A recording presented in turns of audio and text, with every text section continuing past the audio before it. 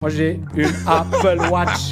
C'est tout, j'ai pas de Rolex. Dès que je suis arrivé à Dubaï, je me suis dit, cette ville, elle est dangereuse. Dubaï a détruit énormément de personnes. Ouais. On voit les réussites, on voit pas les échecs. Il y a plein d'échecs à Dubaï. Il y a plein de gens qui ont tout perdu à Dubaï. Et ce qu'il dit, c'est vrai. Hein. Ce qu'il dit sur le fait que Dubaï, c'est une ville de ouf. Moi, je vous invite à tous, si vous avez la chance de venir, parce que moi, je pense que sans cette ville, j'aurais jamais fait autant sur les marchés, j'aurais jamais eu cette motivation. Par contre, ce qui est sûr, c'est que c'est la folie des grandeurs. En fait, vu qu'il n'y a rien qui est vrai, vu que tout est ouf, bah, tu peux rapidement péter un câble, vouloir tout acheter, vouloir faire n'importe quoi. Et c'est vrai, moi, je connais plein de personnes qui sont arrivées sur Dubaï. Ils m'ont dit, écoute, Casper, on se voit. C'est bon, j'ai fait mon premier payout en trading. Je peux vivre à Dubaï. Et qui 3 mois après sont repartis. Parce que comme il dit, hein, cette ville, elle est impitoyable. Si vous n'êtes pas solide, si vous n'avez pas un putain de mindset, bah, vous allez craquer, vous allez sortir en boîte et faire n'importe quoi. Parce qu'en fait, tu peux tout acheter très très vite, dépenser ton argent. Voilà. En France, t'as une liasse de 100 000 euros. 100 000 $, tu peux même pas la dépenser en fait. À Dubaï, 100 000 $, tu les dépenses en une soirée.